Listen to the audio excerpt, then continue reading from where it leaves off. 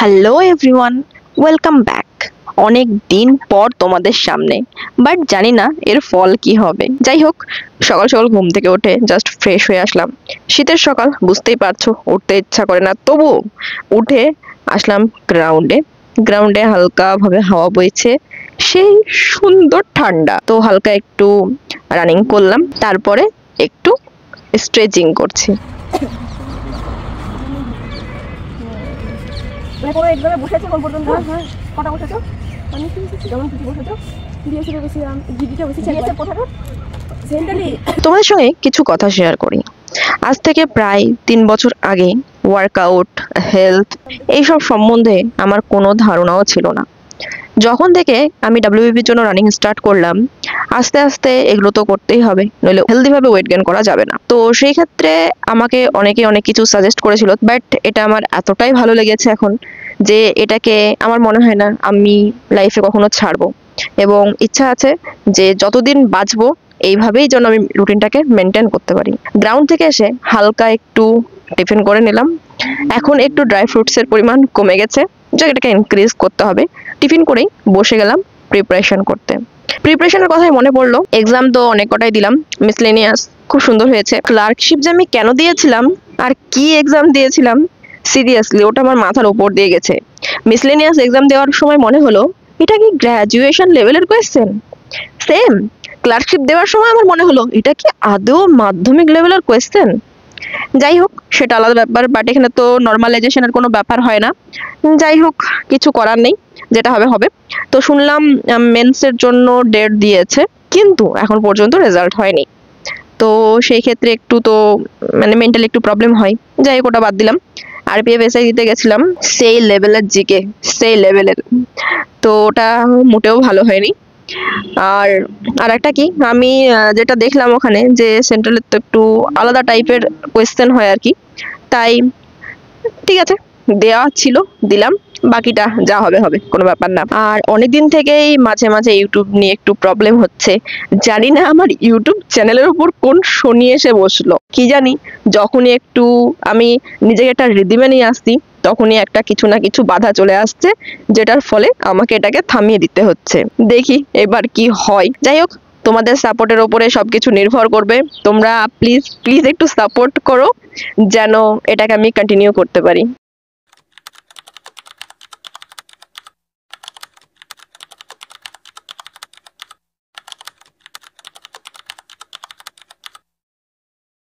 Office থেকে এসেই বসে গেলাম পড়তে। আগে কি হতো, অফিস থেকে এসে এত টায়ার্ড ফিল করতাম, ইচ্ছা করতো না যে আমি সোজা হয়ে বসি। বাট এখন সেটা একটা অভ্যাসে পরিণত হয়ে গেছে, তো সেরকম আর কোনো প্রবলেম হয় না। তবে হ্যাঁ, রাত্রিতে খুব তাড়াতাড়ি ঘুমিয়ে যাই। এখন ইচ্ছা করলো না যে আমি কোনো নতুন জিনিস পড়ি বা রিভাইজ করি, সেই জন্যই একটা টেস্ট দিতে বসলাম। ডাব্লিউপি এসআই এর প্রিলির একটা টেস্ট দিচ্ছিলাম। তো এখান থেকে একটা জিনিস যেটা বলার, তোমার যেটা ড্রিম, সেটা ডাব্লিউবিসিএস হতে পারে বা ডাব্লিউপিএসআই, বা এখন তো সবার ক্ষেত্রে একটাই জিনিস যে যে কোনো একটা চাকরি পেলেই হলো। সত্যি এটা একটা ফ্যাক্ট, কিচ্ছু করার নেই। আমার ক্ষেত্রেও সেম হয়েছিল।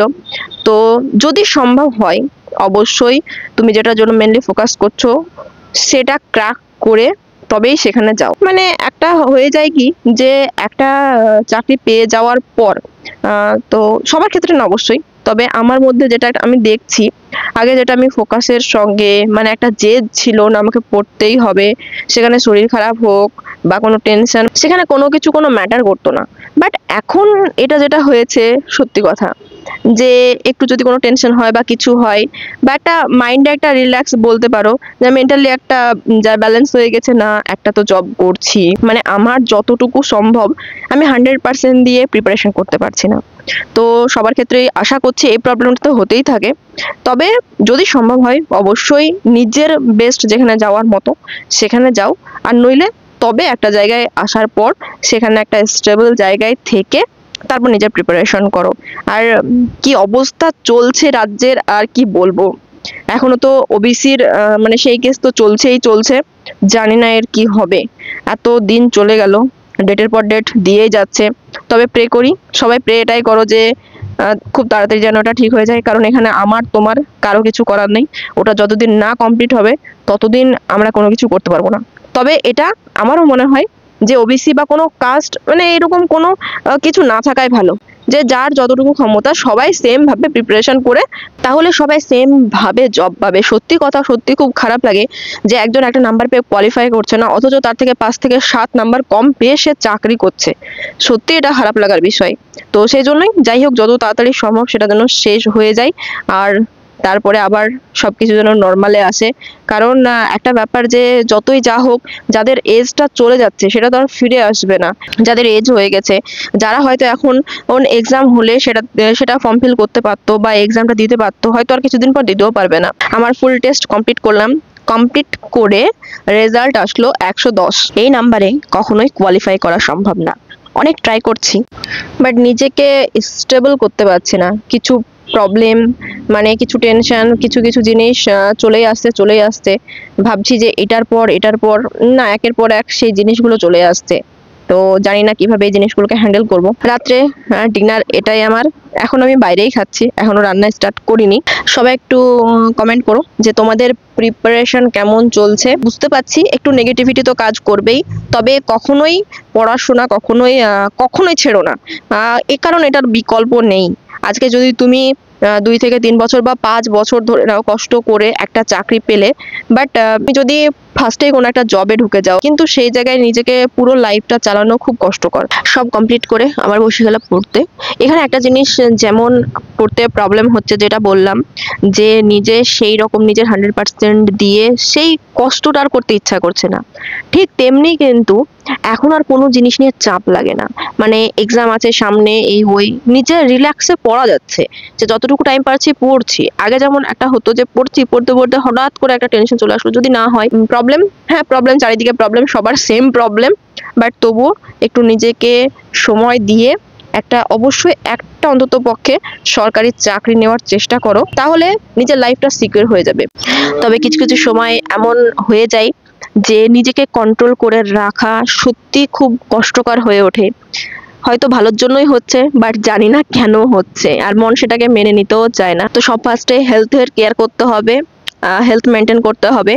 কিছুদিন এতটা টেনশন হয়ে গেছিল যে আমার প্রায় 2 থেকে 3 কিলো ওজন আবার কমে গেছে। সবার জন্য আমি প্রে করছি, তোমরা যেটার জন্য স্বপ্ন দেখেছো তোমাদের স্বপ্ন যেন সত্যি হোক, এবং সেটা খুব তাড়াতাড়ি হোক। একটা জিনিস কি, লাক কখনো হার্ডওয়ার্ককে বিট করতে পারে না, বাট 1% যদি লাক প্রয়োজন হয় সেটাও কিন্তু সময় সময় দরকার হয়।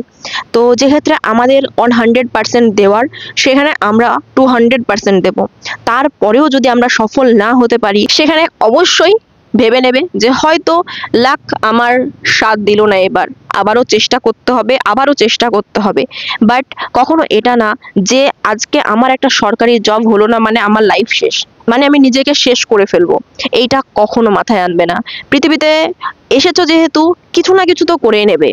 আজকে অনেকেই আছে যারা প্রিপারেশন করে অনেক ভালো জায়গায় গেছে, আবার অনেকে আছে যাদের হয়তো প্রিপারেশন ভালো ছিল না বা এমন কোনো জব পায়নি বলে অনেক ভালো জায়গায় গেছে। তাই অলওয়েজ বি পজিটিভ। পৃথিবীতে আর কেউ তোমার পাশে থাকুক বা না থাকুক, তাতে কোনো আসে যায় না। তুমি নিজের সাপোর্টে আছো মানে এনাফ। তুমি নিজে অনেক ভালো জায়গায় যাবে। সো ভালো থেকো এবং ভালো মতন প্রিপারেশন করতে থাকো। আবার দেখা হবে নেক্সট ভিডিওতে একটা নতুন মোটিভেশনের সাথে। আজকের মতো এখানেই শেষ করলাম।